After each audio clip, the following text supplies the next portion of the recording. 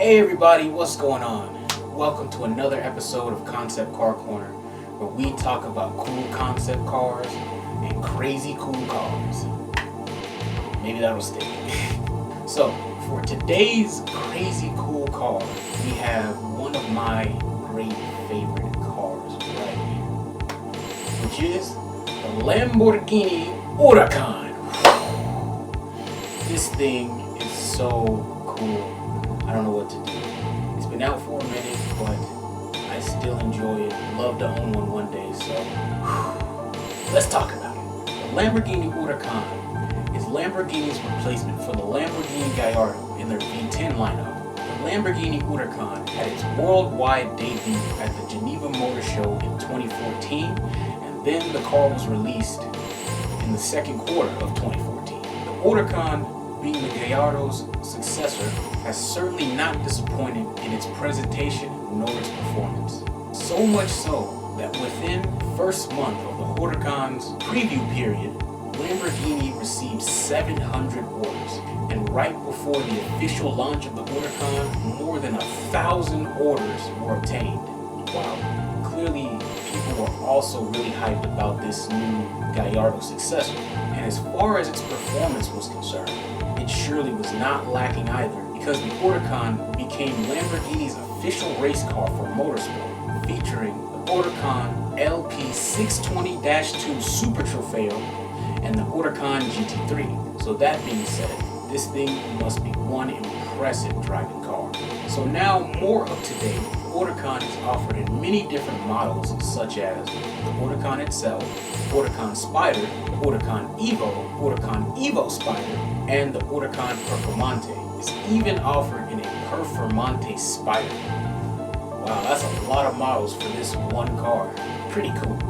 The Huracan is also available in a couple different variants, such as the LP610-4, the LP580-2, and the LP640-4. And if that weren't enough, Lamborghini also came out with the Huracan Special Edition known as the Huracan Avio, and even has a concept car called the Huracan Cerato.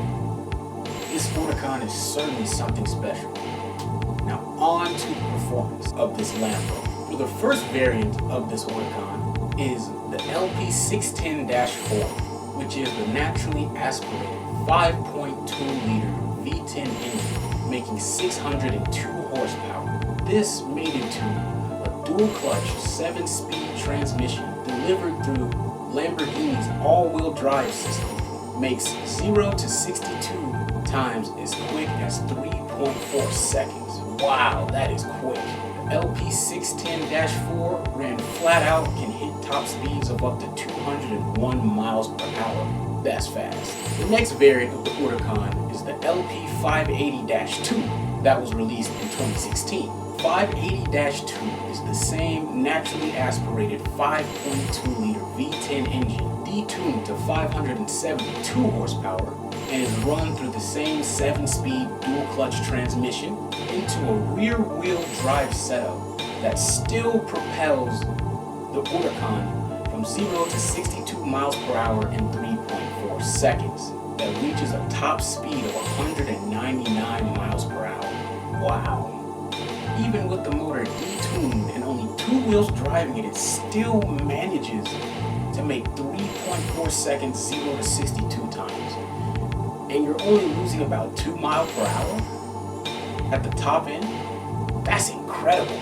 Also on the LP580-2, small visual cues and differences are found on this variant of Huracan, such as a different front fascia and larger rear air vents to allow for better brake cooling. I would guess so. So that's still a whole lot of car moving very fast. And last but not least, the LP640-4, the Big Daddy, also found within the Performante model. The LP640-4 has had a bump in power in the tune, now outputting 631 horsepower from the naturally aspirated 5.2-liter V10 through the all-wheel drive system. The same 7-speed dual-clutch transmission now hits 0 to 62 miles per hour in an eye-watering blistering 2.9 seconds. Whoa! Whoa, that's a fast pony right there. Or steed, right? Bull is a steed, right? And propels the Huracan upwards to a theoretical 209 miles per hour. We flying at that point. Shoot, maybe next the thing will grow wings and take off. That's fast. The LP640-4, also known as the Performante, also has some differences added to it as well, both visually and mechanically. The LP610-4 has also been stiffened by 10% all around the vehicle. Lamborghini's steering system they put in has been recalibrated, and Lamborghini even added a new system called the ALA, or the Aerodinamica Lamborghini Attiva system, which adds even more downforce to the already stable, sturdy Huracan. And I'm sure all of these changes plus more have been added to make sure the Huracan stays to the road, doesn't take wings and fly off.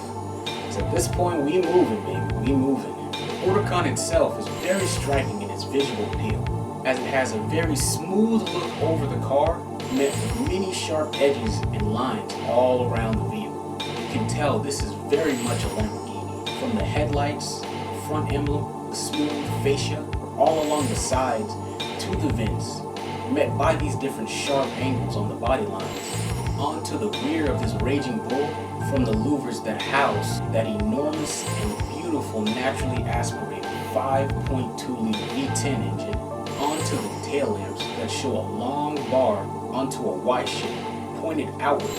Housed in the middle of the tail lamps is Lamborghini's name written in beautiful script below the middle tail light, all housed on the short rear sharp tail. Onto the interior of this Lambo, many different hexagonal shapes are present throughout the interior.